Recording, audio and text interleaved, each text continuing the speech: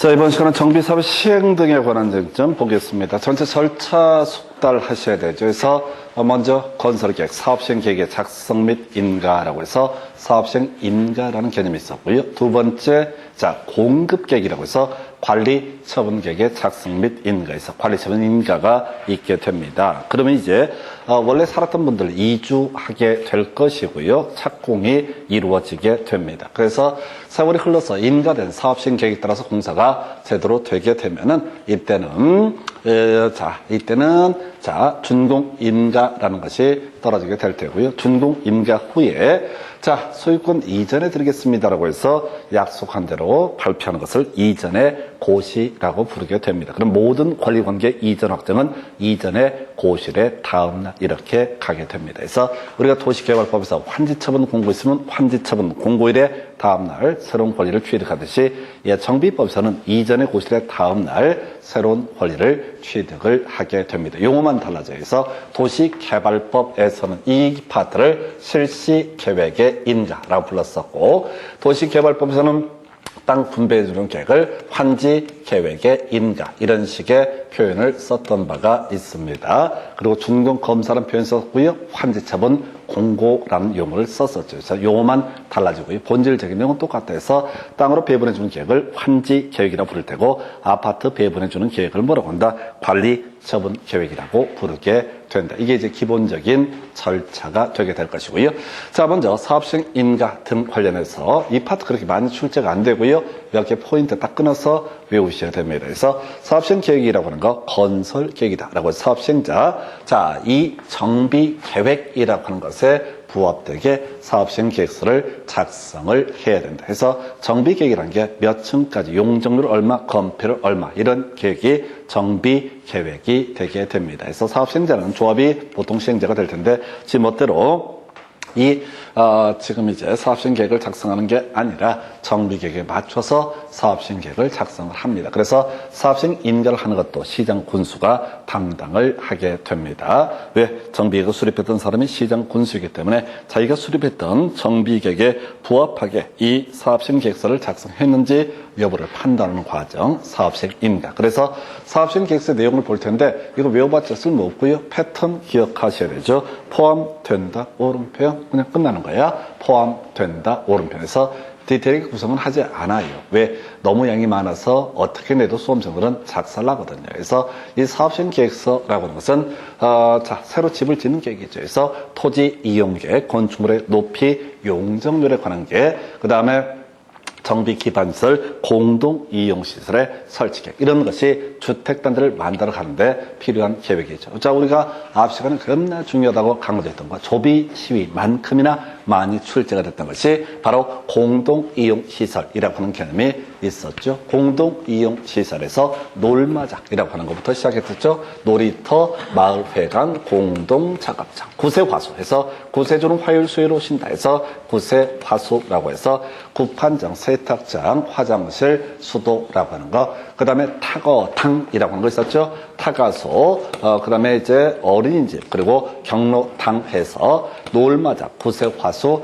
타거당, 이런 것이 공동 이용 시설의 한 내용이 되게 된다 해서 지난 시간에 설명드렸던 거 잊어버리면 안 돼요. 놀마작, 구세화수, 타거당이라고 하는 거에서 이게 정비 기반들의 종류가 훨씬 더 많다고 설명을 드렸습니다. 그래서 둘 중에 하나만 몰빵하시면 돼서 놀마작, 구세화수, 타거당이라고 하는 거, 이런 게 바로 공동 이용시설. 자, 그 다음에 이제 기존에 살고 있는 사람 쫓아내야 돼요. 그래서 임시거주시설을 포함한 주민 이주대, 이주대책에서 이게 나중에 이슈가 하나가 될 테고, 세입자 주거대책 등 큰 이슈가 되지 않습니다. 쫓아내기 위해서 이런 계획들 준비가 돼야 된다. 그리고 그 외에 나머지 잡다한 내용으로서 지금 이제 임대주택 건설 계획도 있을 테고, 범죄 예방 대책, 교육, 환경, 보호 등에 관한 계획 등이 있게 됩니다. 개념만 간단하게 설명드리면 재개발 등을 하다 보면은 공가가 있어서요, 범죄, 우범지대와 우려가 있습니다. 여기다 CCTV를 설치하는 계획, 이런 것들도 사업시행 계획이 한 내용이 될 테고,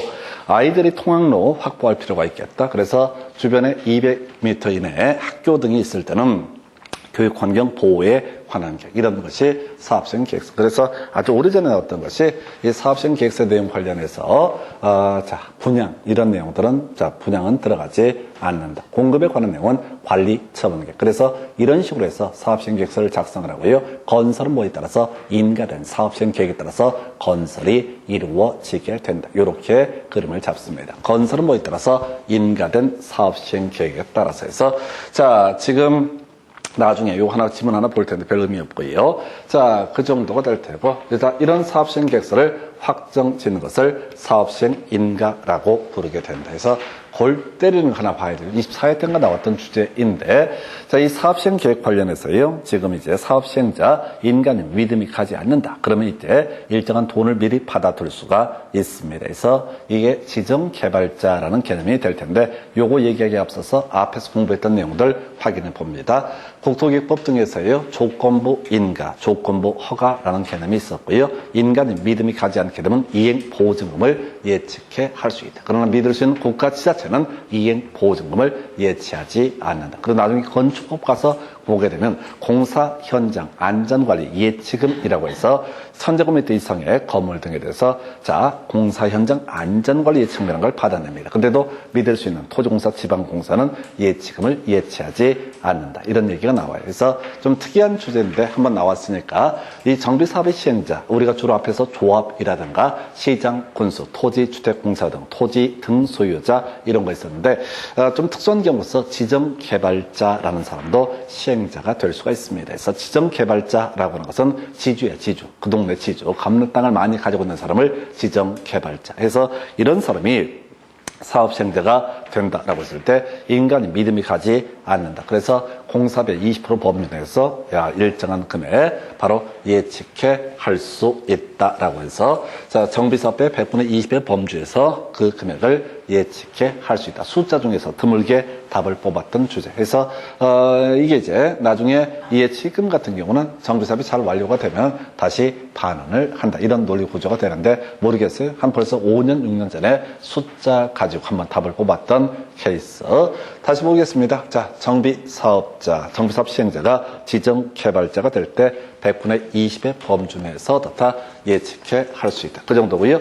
지금 와서 이제 이슈가 되는 게 임시 거주 시설 등에 관한 쟁점. 앞에서 우리 사업시행 계획서의 내용 중에서 이런 게 있었죠. 그래서 주민 이주 대책이라고 하는 것이 있었고요. 요건 이제 미리 설명을 좀 드리게 되면은 임시거주시설이라고 하는 것은 정비사업 시행 과정, 특히 이제 재개발이나 주거환경 개선 사업에서 문제가 되는데 여기까지는 알 필요 없고 임시거주시설은요 사람이 살만한 공간이 전혀 아닙니다. 가건물 같은 거 지어가지고요 지금 재개발자, 또 주거환경 개선 사업 시행하려고 하는데 사람들이 이사를 가야지 사업을 시행하거든요. 근데 형편이 어려워서 이사를 갈 수 없는 분들이 있습니다. 그분들한테 정비구역 안팎에다가 가건물 등을 지어서 임시로 거주케 하는 시설, 이걸 우리가 임시거주시설이라고 부르게 됩니다. 그래서 누구한테 사업시행자는 임시거주시설을 설치해야 됩니다. 근데 이게 법놀이적으로 문제가 되는 거예요. 지금 정비사업 시행자가 주로 조합이 시행자가 되게 될 것인데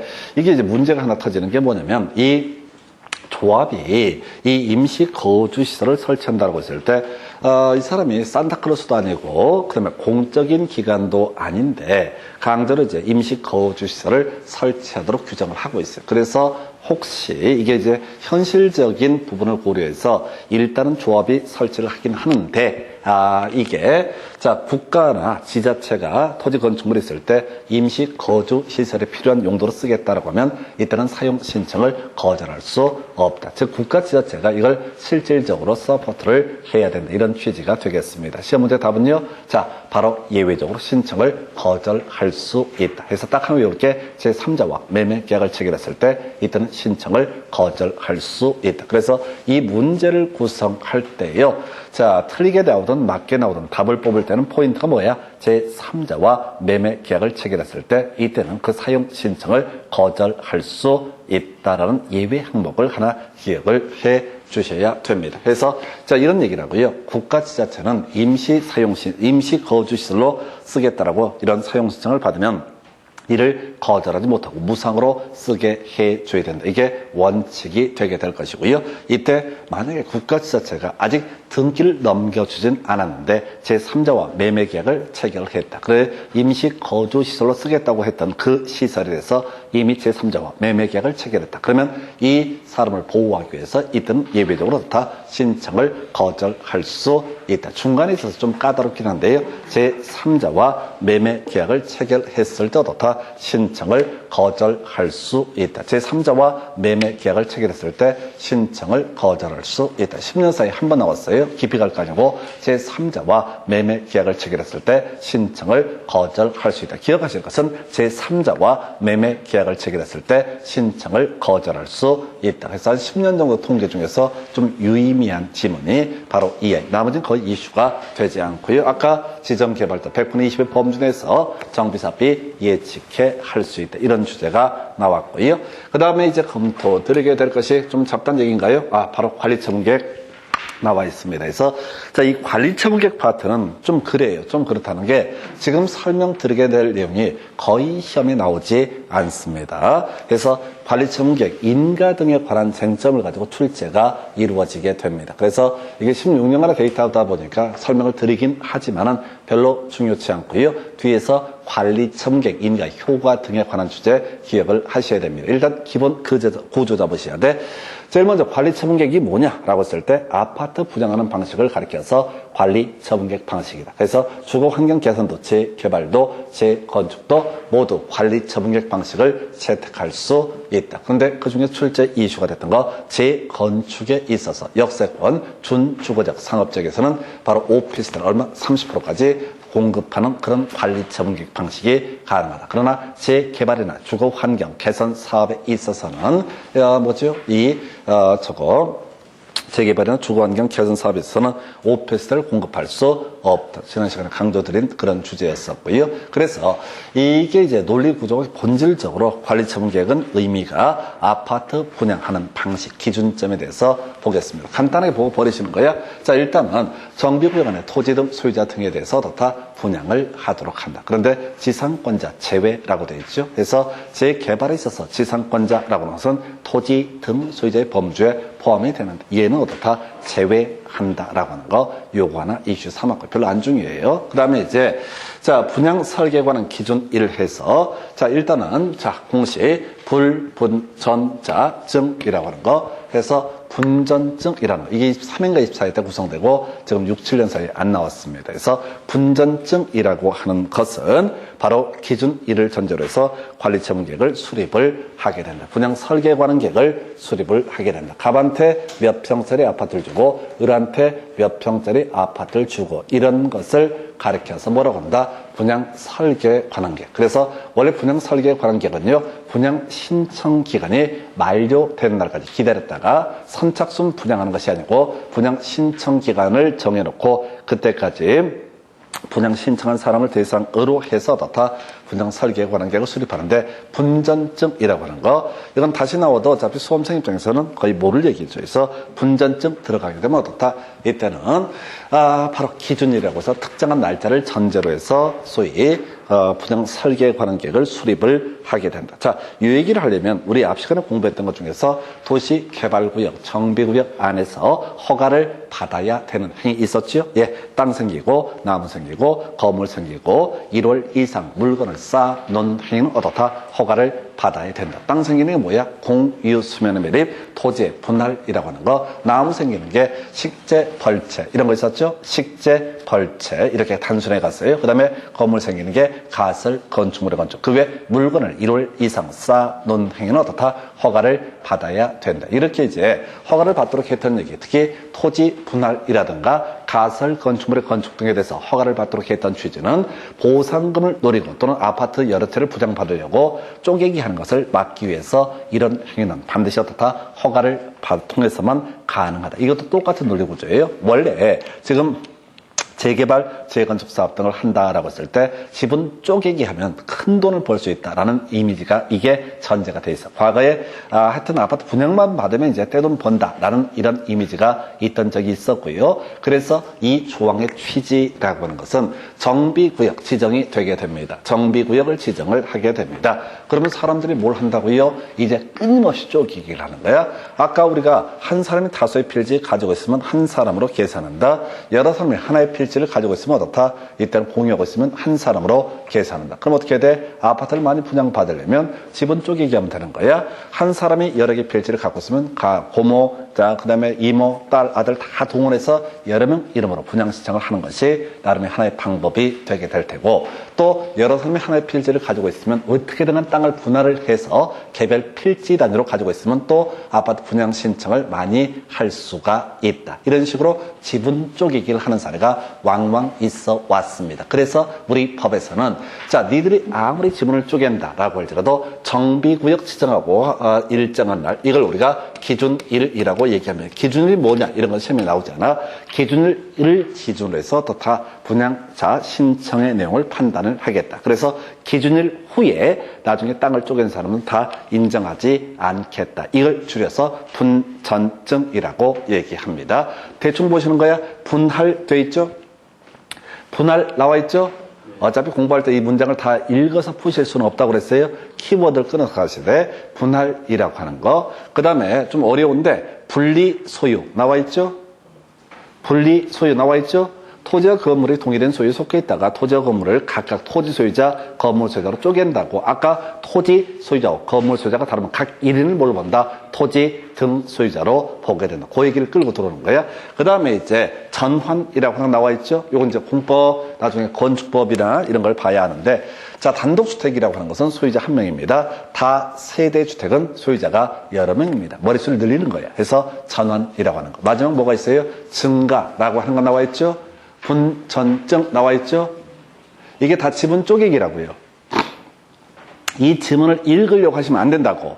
분전증, 기준 1 나오면 다 분전증이라고 하는 걸 외우고 들어가셔야 돼. 그리고 뒤를 보셔야 돼. 분할, 전환, 분리소유, 증가, 분전증이라고 하는 거. 이건 어떻다? 바로 지분 쪼개기니까 이런 애들에 대해서는 특정한 날짜, 정비구역 지정한 후 특정한 날짜는 기준 1을 전제로 해서 어떻다? 소위 관리처분계획, 분양 신청을 판단을 하게 된다라는 의미예요. 그래서 요건 이제 빡센 문제, 분전증이라고 하는 거 요것만 기억을 하시면 됩니다. 하도 오래전에 나와서 어찌 될지 모르겠습니다. 그래서 하여튼 그렇다 치고요. 나머지 공급주택수 나와 있죠. 자, 공급주택수는 이렇게 가십시다. 깊이 가지 마시고. 자, 소유한 주택수만큼 공급할 수 있는 경우 두 가지입니다. 하나가 뭐가 있었냐면 근로자 숙소, 기숙사 용도. 예, 다 같은 얘기죠. 근로자 숙소나 기숙소 용도일 때는 어떻다? 소유한 주택수만큼 공급할 수 있다. 뭔 소리냐면 재개발 구역 안에 중소기업 사장님이요, 집을 10채를 갖고 있어요. 원칙은 몇 채를 줘야 된다? 하나의 주택을 주는 게 원칙이다. 그런데 중소기업 그 사장님이 투기하려고 한 게 아니거든. 얘들 사원 아파트처럼 쓰려고 집을 10채를 샀다. 그러면 이제 근로자 숙소, 기숙사 용도가 되게 되면 어떻다? 소유한 주택 수만큼 공급할 수 있다라고 하는 거. 나머지 뭐라고요? 한 채 되겠습니다. 세 채도 있어요. 근데 신경 쓰지 마시고 외울 게 뭐라고요? 무조건 한 채를 공급한다. 그리고 근로자 숙소, 기숙사 용도가 되게 되면 어떻다? 소유한 주택 수만큼 공급할 수 있다라고 하는 거. 다시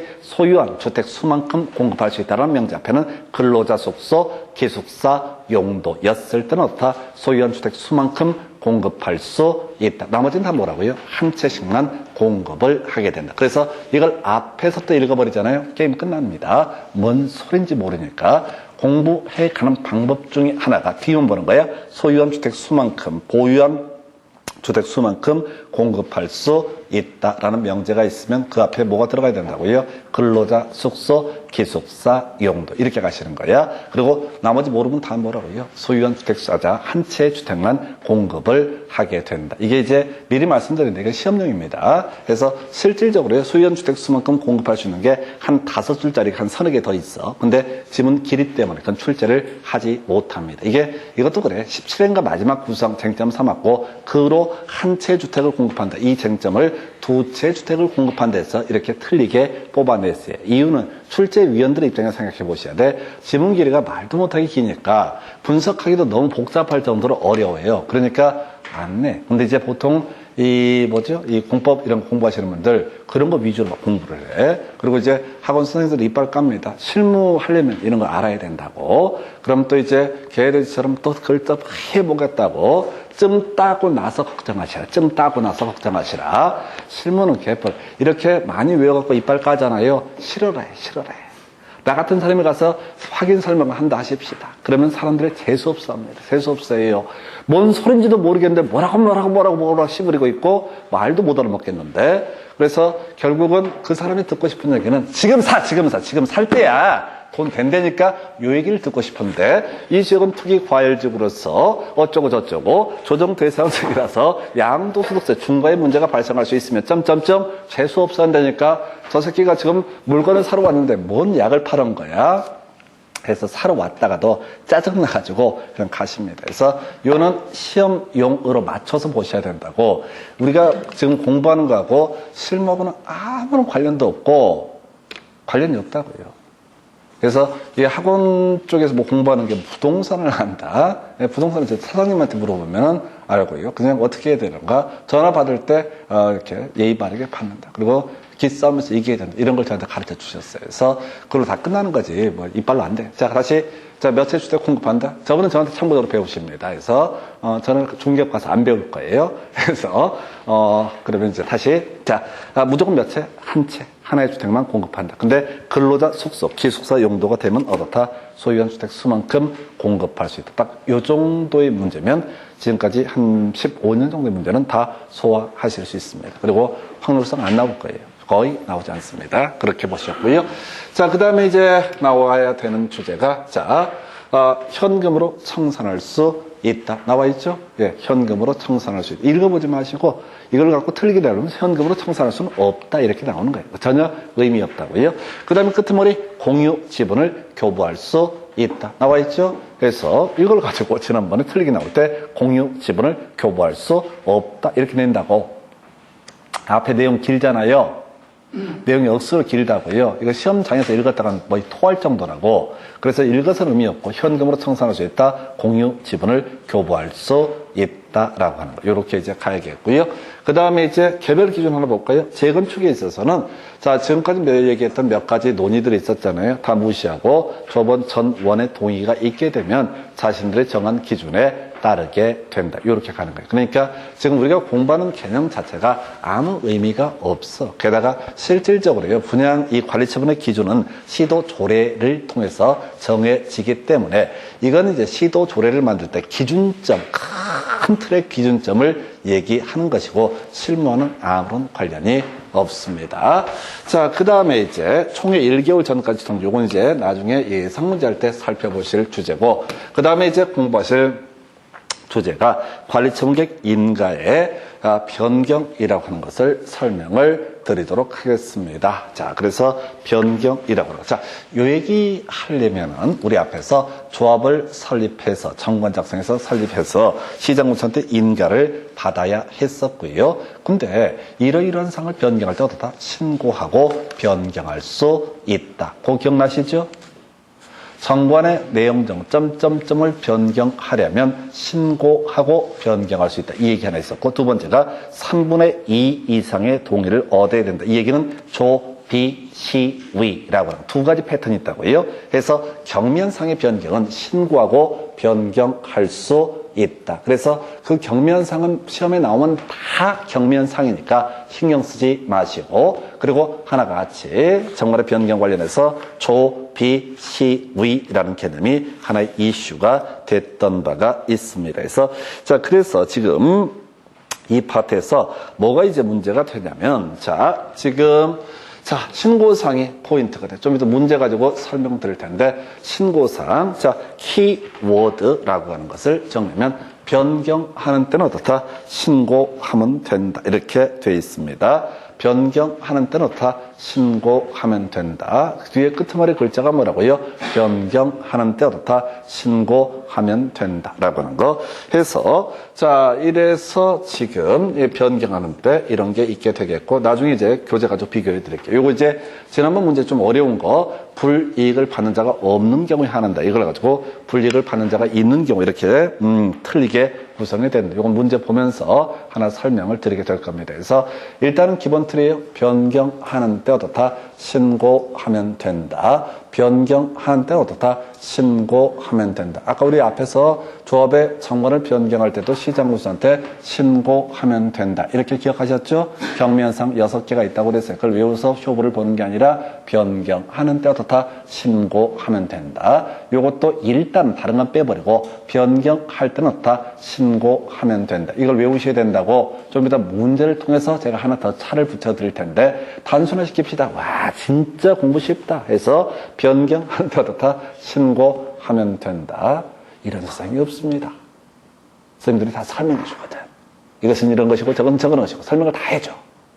그럼 이제 한쪽에 자고 그래서 이제 졸다가 뭐 떨어뜨려갖고 하면 자기 혼자 피 보는 게 아니라 옆에 있는 사람이 놀래가지고 다시 같이 깨고 대신 외우셔야 돼요. 변경하는 때 어떻다? 신고하면 된다. 뭘 변경해요? 관리처분을 변경할 때.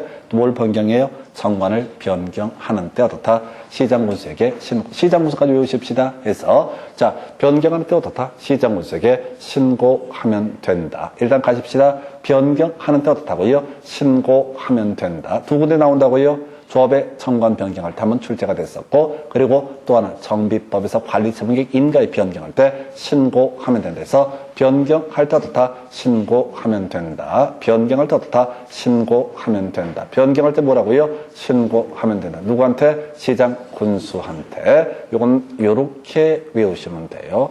와 진짜 하루에 몇 번씩 똑같은 말을 미친놈처럼 중얼중얼 이렇게 하게 되는데 변경할 때 어떻다고요? 시장군수에게 신고하면 된다. 이게요 앞으로 한 두세 수만 돌게 되면은 패턴들을 다 잡아버리고 그 다음에 이제 문제를 풀어가실 때 지식을 안 봐. 그냥 패턴만 봐. 얍실한 걸 배워갖고 이제 어떻게든 간에 실력도 쥐뿔도 없으면서 그냥 딱딱딱 치가.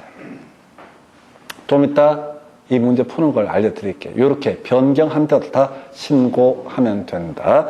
이 문제가요 29회 때 문제 나왔었는데 좀 이따 문제 보면서 이제 하나의 더 마법을 알려드리도록 하겠습니다. 그래서 일단은 외울 게 뭐라고요? 변경, 관리처분 인가 받은 상을 변경할 때 어떻다? 신고하면 된다. 요걸 일단 외우셔야 돼. 우리가요 나중에 공급은 뭐에 따라서 인가된 관리처분 계획에 따라서 어떻다? 변경, 인가된 관리처분 계획에 따라서 공급이 이루어진다. 아까 건설은 뭐라고요? 인가된 사업 시행 계획에 따라서 어떻다? 건설이 이루어지게 될 테고 공급은 뭐라고요? 인가된 관리 처분 계획에 따라서 공급이 이루어지게 된다. 요 뼈대는 잡으셔야 돼. 좀 이따 지문 보면 개 짜증나는 게 이렇게 나와요. 인가된 관리 처분 계획에 따라서 건설해야 된다라든가 인가된 사업 시행 계획에 따라서 공급해야 된다. 말이 안 된다고. 건설은 뭐에 따라서 사업 시행 계획에 따라서 공급은 뭐에 따라서 관리 처분 계획에 따라서 공급이 이루어지게 된다. 아주 기초적인 개념. 자, 이제 시험 문제 답이 됐던 거. 자, 사용 수익할 수 있다. 별로 중요하지 않습니다. 나와도 답이 되지 않는 주제예요. 설명부터 드리겠습니다. 외울 건 일단은 사용 수익할 수 있다. 자, 가겠습니다. 원래 지금 관리 첨객 인가가 떨어지게 되면 기존의 권리 관계는 언제? 이전의 고실의 다음 날의 모든 권리 관계가 이전 확정되게 됩니다. 달리 얘기하면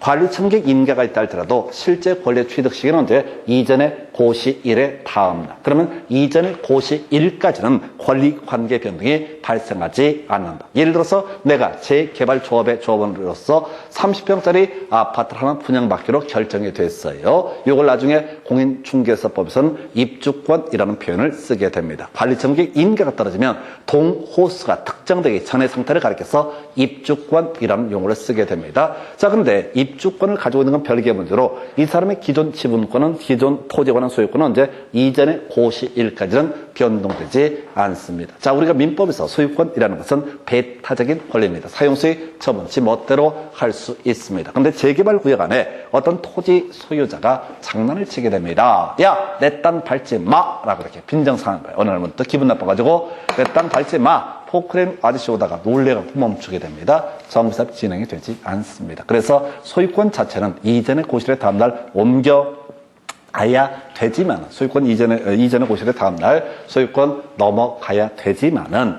자, 뭐라고요? 자, 지금 원칙적으로, 자, 관리 처목이 인가가 떨어지면 사용 수익이 금지가 되게 된다. 그래야지 정비사업을 추진할 수 있다. 근데 그건 시험에 안 나오고요. 자, 사업 시행자의 동의를 받은 경우 다 사용 수익할 수 있다. 그래서 외울 때 어떻게 한다고요? 사용 수익할 수 있다. 말이 안 돼도 어떻다고요? 사용 수익할 수 있다. 답 안 되는 주제. 그리고 답이 한번 됐던 주제이고 앞으로 또 답을 계속 뽑을 수 있는 주제.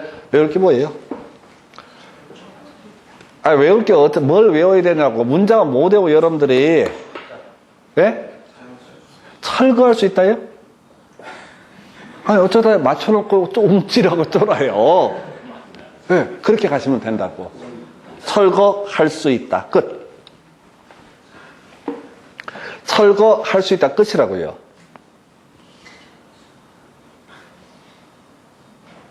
그런 거구나. 신이여, 제가 맞추셨나요? 이렇게 이거?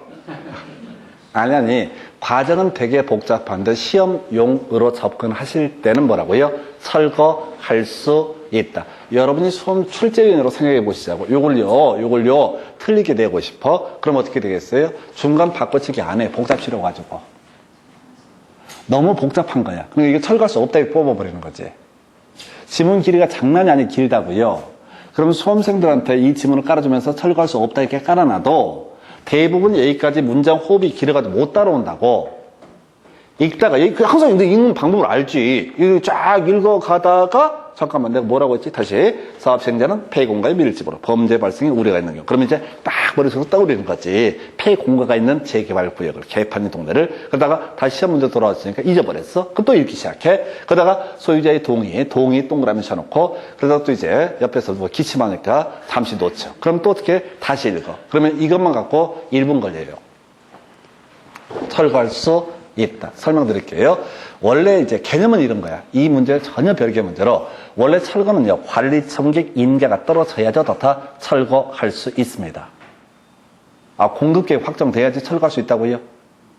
그런데 이게 이 얘기의 취지는 뭐냐면, 이 지문의 취지는 관리 처분객 인가 전이라도 다 철거할 수 있다. 이런 명제예요. 어떻게?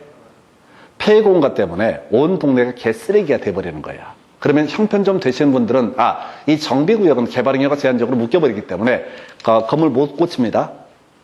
재개발 구역으로 묶이면요, 건물을 고칠 수가 없다고요. 허가가 안 나온다고. 만약에 재개발 구역에서 건물 고치는 허가를 해주잖아요. 그럼 나중에 복잡스러워져. 내가 돈 3천만 원 쳐발랐는데 왜 보상금 안 주냐, 이렇게 나온다고. 그래서 딱 일정 시점, 정비구역 지정되면 개발행위가 제한적으로 묶여가지고요, 아예 건물 개보수를 못해요. 물이 새도 어떻게 방법이 없어. 괜히 200~300만 원 들여가지고 쳐 발라봤자 티도 안 나. 그래서 사람들, 형편되는 분들이 어떻게 중간에 이사를 가버려요. 더러워서 못 살겠다.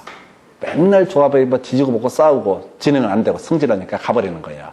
먹고 살만 하다는 얘기지. 그 집 없어도 이사 갈 수 있으니까. 그런데 그러게 되면 이제 그 동네 양아치 그런 애들 있잖아. 양아치가 없나, 그 동네는? 하여튼 양아치 있어요, 동네마다. 이제 좋은 동네 살면 양아치가 티가 안 나고, 그러고 보면 그거 있더라. 저 이제 옛날에 애들 과외하고 이렇게 할 때, 엄마들은 자기 새끼는 다 양아치가 아니라고 생각해. 친구를 잘못 사귀어서 우리 아이가 물들었다고 생각해. 근데 제가 애들 가르쳐 보면 그 집이 제일 문제야. 그 집이 제일 문제야. 우리 딸내미가 요즘에는 이제 조금 이렇게 레귤러하게 사는데, 저는 이렇게 방황하는 것 같아서 또 얘기하더라고. 들리는 소리가 있어. 친구 누구 때문에 그렇다고. 친구 누구 때문에. 그 친구 누구는 얘를 말리는 애야. 너 지금 이제 망가지면 개쓰레기 되니까 참고 버텨라. 이렇게. 조금만 버텨라. 그 착한 아이였어. 그 얘가 이제 버티고 있는데, 걔가 요즘에 집 나가가지고 동네 날라리가 돼가지고, 그 날라리 된 건 안 건 딴 게 아니라, 오토바이에서 동네 친한 오빠, 이게 또 항상 오빠가 멋있어. 태워주고, 그러다가 떨어져갖고 반병신 돼가지고 그냥 병원에 실려가고. 괜찮아. 그러면서 애들 크는 거예요. 지금 뭔 얘기하고 있죠? 날라리들이 이 빈집에 들어가서 캠프파이어 한다고 더 동네가 개판이 돼.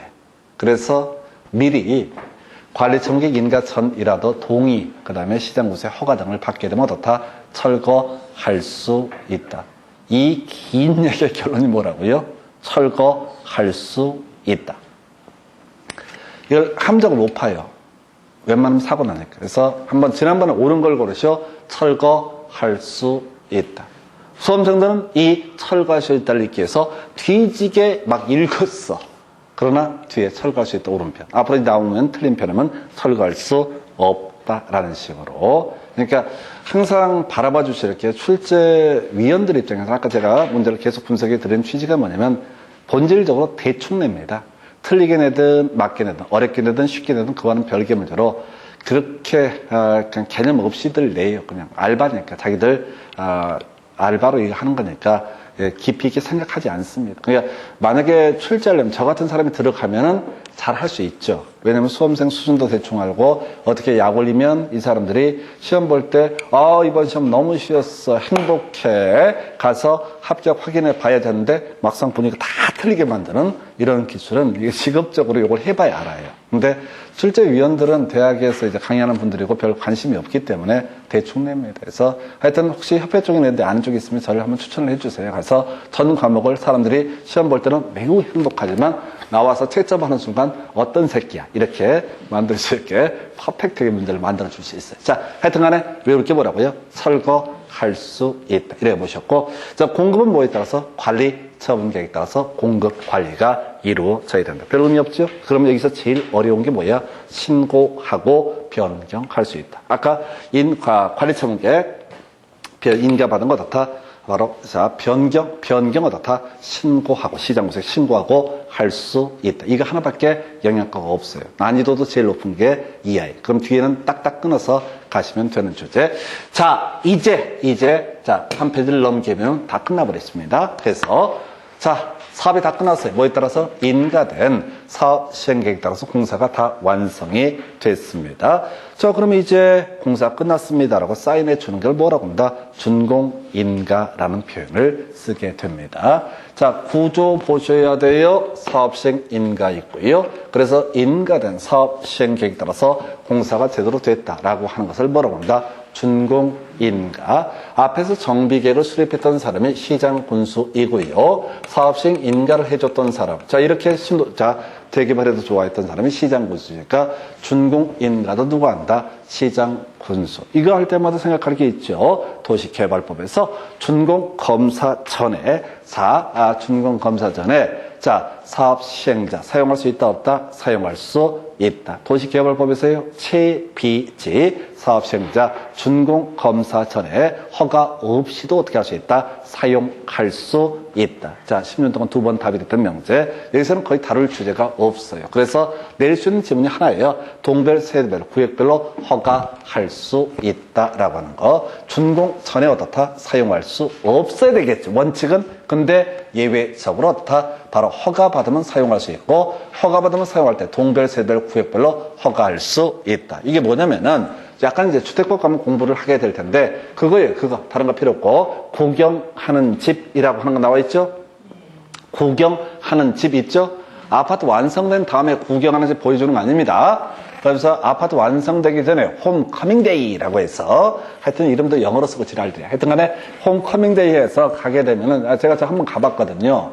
갔다가 이제 두 가지를 느꼈어요. 하나가 그놈 집구석이 거의 뭐 8억, 9억, 10억 어마무시한 집들인데 그 집에 입주하는 분들이 뭐죠? 그 앞에 뭐 커튼이 예쁜 집, 뭐 확장을 이렇게 하는 집, 뭐 이렇게 쫙 샘플을 뽑아놓고 나서 그게 이제 까딱 잘못하면 몇천 날아갑니다. 근데 그 몇천을 계약서를 쓰는 사람들이 추접스럽게 어떻게 겨울철 같으면은 그 오뎅 있지 않습니까?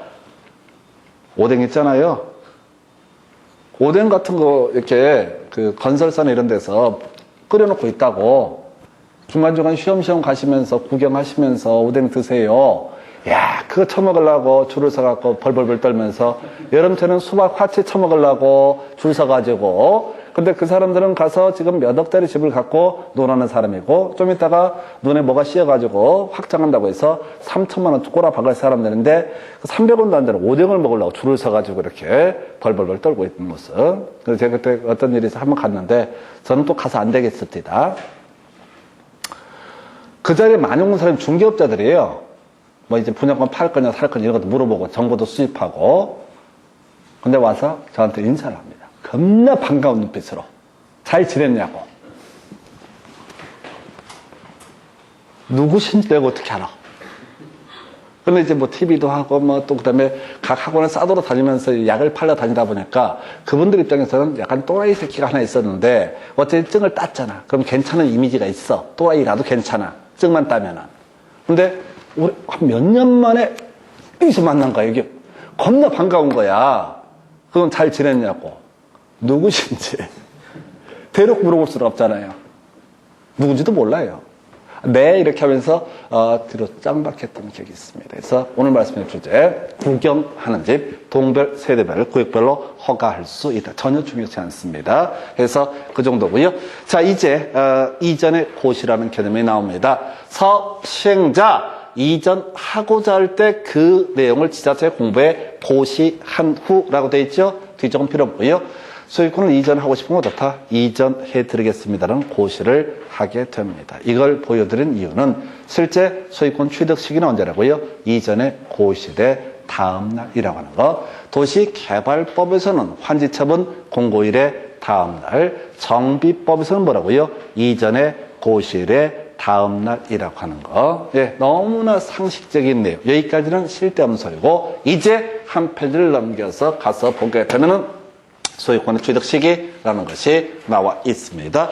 언제 취득한다고요? 이전의 고시일의 다음 날 어떻다? 소유권 취득한다. 아까 인가등 관리처분계획에서 몇 평짜리 아파트를 주겠다라고 했었거든요. 그 아파트에 관한 권리를 취득하는 시기는 언제? 이전의 고시일의 다음 날 어떻다? 취득을 하게 된다. 이건 워낙 기초야.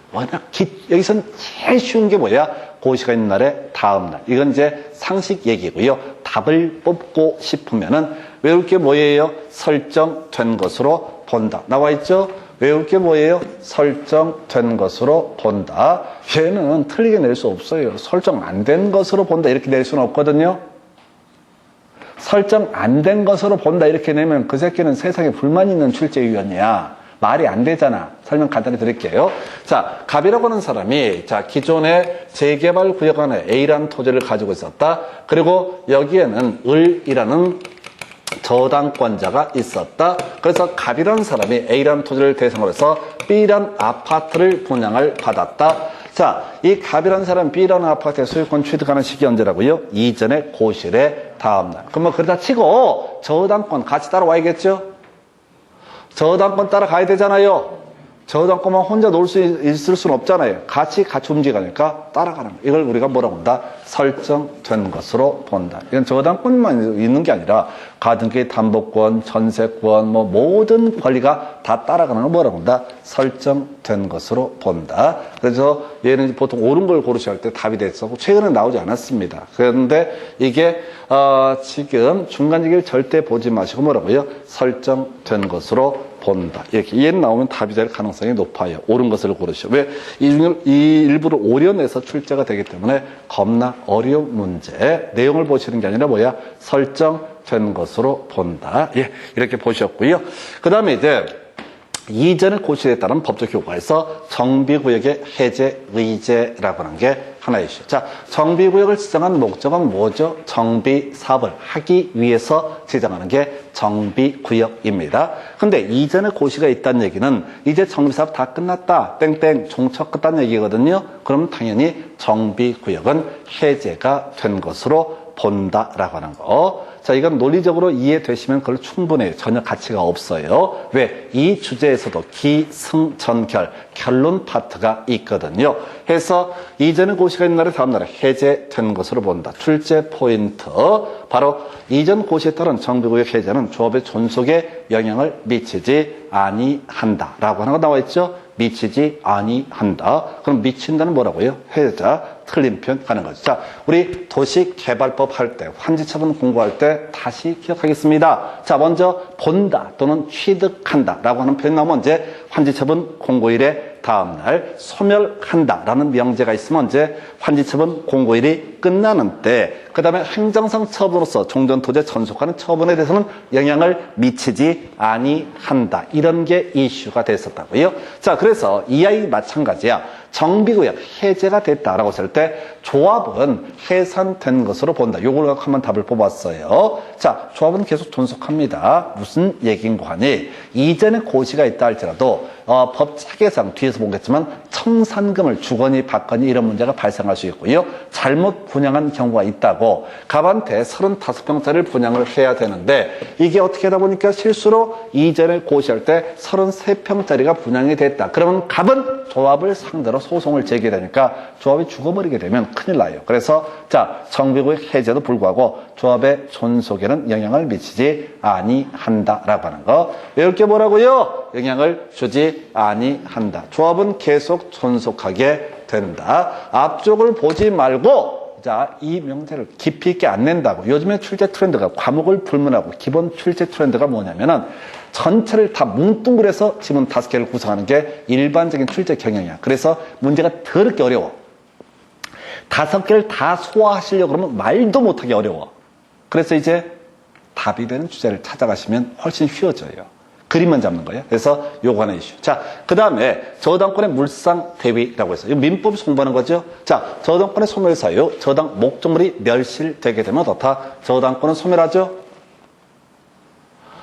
다시 저당권이 뭐라고 그랬어요? 돈 안 갚으면 경매 청구할 수 있는 권리를 뭐라고 그런다? 저당권. 저당 목적물이 멸실. 자, 건물에 대해서 저당권 설정을 했는데 건물이 홀라당 다 녹아내버렸다? 그러면 경매 청구 못 하잖아? 그러니까 저당권은 소멸하게 됩니다. 자, 어떤 토지에 대해서 저당권을 설정했는데 국가가 땅을 수용해버렸다. 이걸 공용징수라고 부르게 되는데 그러면 모든 권리가 소멸하기 때문에 물론 나중에 등기법에서 상지를 제외하고 이런 게 나오긴 하는데 기본적으로 모든 권리가 소멸하기 때문에 저당권도 같이 소멸한다. 그래서 저당권자가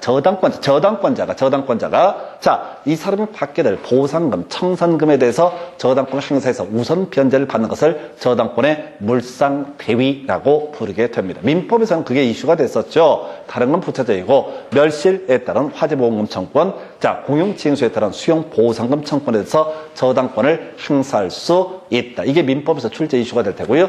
공부는 겁나 쉬워요. 행사할 수 있다. 끝 해서 행사할 수 있다 끝이라고요. 그럼 과거 이 문제를 뗄 때 어떻게 내면 행사할 수 없다 이렇게 냅니다. 유치찬란하게. 지문 길어지잖아요.